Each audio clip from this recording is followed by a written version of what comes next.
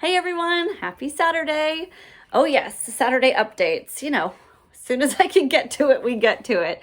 Super happy to be updating you about all the good work that we've done at Live Love this week. Thanks to all of your support. So let's get right into it. Intakes for the week. Taba and her two puppies. They're both girls. As you might have seen, we rescued them from Long Beach Animal Care Services earlier in the week. I don't even remember what day, but she went into labor in the kennel, and we were very concerned about that because it's not any good place to have puppies. So the shelter reached out to us for help, and we were able to grab her. One of the puppies was very weak and struggling literally in the middle of the night. So special thanks to Renee for going out to grab her and get her started with tube feeding and bottle feeding now. And the Little Lion Foundation for their help as well. It's been such a huge team effort. Both pups are thriving. We hope to reunite the smaller pup with mom and her sibling after the weekend. We're hoping she'll be strong enough for that. And yeah, that's their little family story. Welcome to the Live Love family, to those babies. Rico came in to rescue. Sadly, his family's been really impacted by health issues due to COVID-19. And they were unable to care for him any longer. So we were happy to take him in, and he's a really lovable little guy, full of energy, just a pup. Lasagna came in to rescue from Downey Animal Care Services. He actually had been attacked by a coyote and is on rabies quarantine for a few more weeks, I want to say. So Lasagna is recovering well. He doesn't really have many injuries from that. The shelter did a great job treating him. But because of the nature of that attack, he has to be on rabies quarantine for a very long time. And that's not fun to stay in the kennel for months on end. So we're happy to have him out in our care and foster care right now while he finishes up that quarantine. He's a sweetheart. Definitely happy to be in a home environment. Fantasia also came in to rescue. She's from Seaaca. Fantasia was very shut down. She's just now making huge improvements. Big thanks to Luciana, one of our rockstar fosters at Leo and Sissy. She's doing a great job with Fantasia, and she's coming around slowly but surely. She's starting to trust everybody and, just be comfortable in the house and in the yard. And she wouldn't go to the bathroom for the first 48 hours, that kind of stress. She was really, really, really shut down. But she's really coming along well. So thanks to our fosters for helping us take these pups in. And if you would like to foster, we would love to work with you. We really always need more foster families, especially fosters who can help with some of the more challenging behavior and medical cases that we take in. Please visit our website or the links in our bio and fill out a foster application today. When you do that, there's a little bit of a spoiler here, but then we get to have a phone call together, you and I specifically, and talk about all things fostering. I can answer all of your questions. You have an amazing support team. We have foster rescue aunties and an uncle. Shout out to Taylor and our one rescue uncle. And it's just a really great group of people that make a big difference in a lot of dogs' lives. So please sign up to foster today. Okay. Foster to adopts. Let's talk about dogs that have started their foster to adopt trial. That is Luke. Luke also came from Downey, and he is a little Spitfire too. Kenny is from Long Beach Animal Care Services.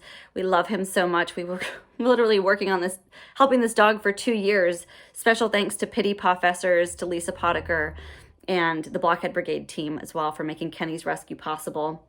Lobo is now on foster to adopt, our handsome black shepherd boy.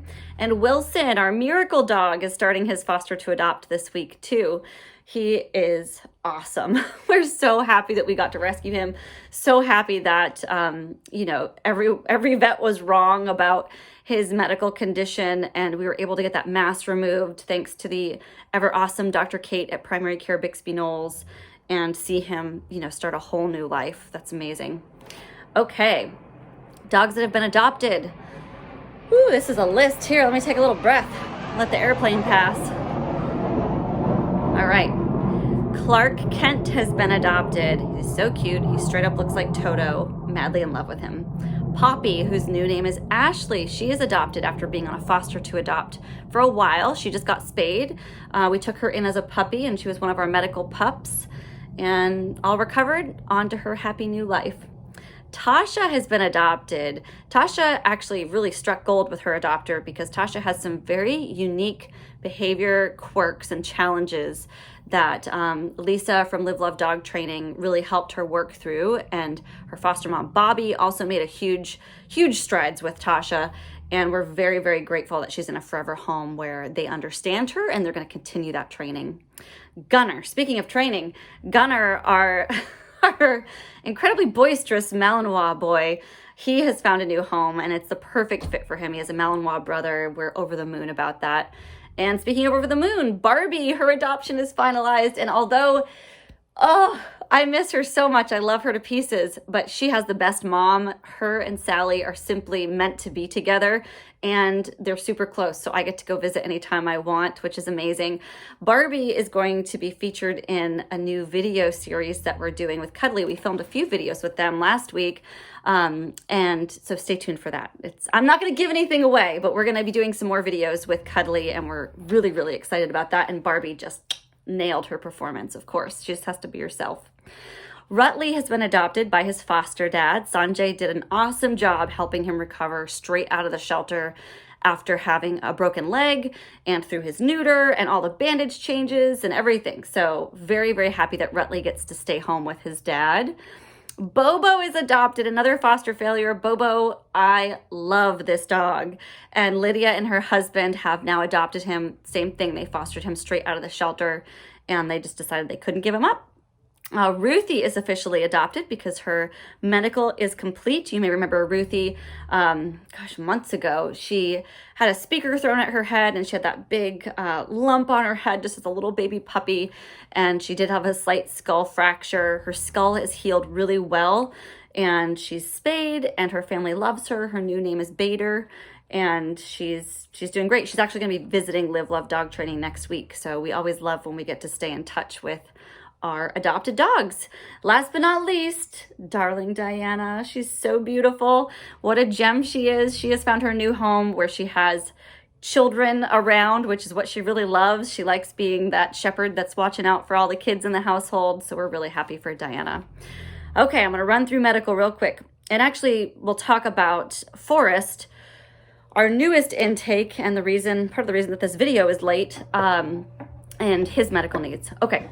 So Oso is the baby daddy of 3 of our intakes most recently. Yeah,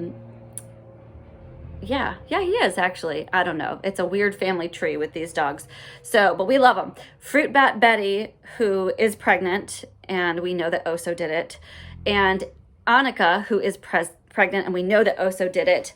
And then Jade, who was one of the puppies of Fruit Bat Betty, as was Annika, just a different litter. Anyway, Oso is the reason that all these puppies are happening, and he is staying with his family. They did not surrender him to us, which is totally cool. They love him, they can care for him, and they let us get him neutered, which we're very happy about. So happy for you, Oso. Dobby, our beautiful long-legged model of a Doberman pup, she was spayed this week. Lobo was neutered this week before starting his foster to adopt. Scarlett was spayed this week, our majestic wolfie girl, this chocolate husky delight. She was spayed, and Jazzy had a long overdue dental. She actually had a little fistula mass in the back of her molar that I'm so glad that we got the dental done because we were able to take that out as well. That was really getting large and causing her a lot of issues. Thankfully, it is not cancerous. So Jazzy's in the clear. She'll be able to heal and feel much better. And last but not least, Scooby, our big old Scooby boy. He had to have a drain placed in his elbow at that surgery site. You may remember he was having a very hard time with his elbow, kind of underneath his arm surgery healing that Long Beach Animal Care Services started.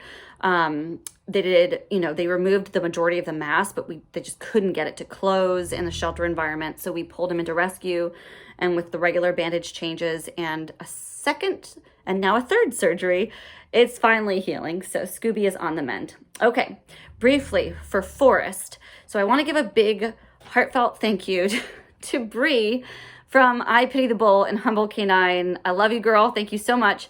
Forrest was picked up by one of our forever fosters today, And Faith, who is a forever foster dog that does not like other dogs, spotted him, and her foster mom was able to pick this puppy up and carry him back from their walk.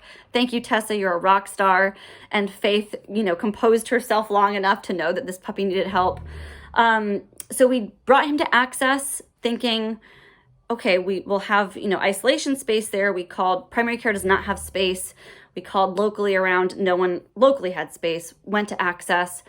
Thankfully, parvo test is negative, so that is a good thing. But Access and legitimately 12 other vets that I called, emergency vets, did not have isolation space for this puppy, for little Forrest.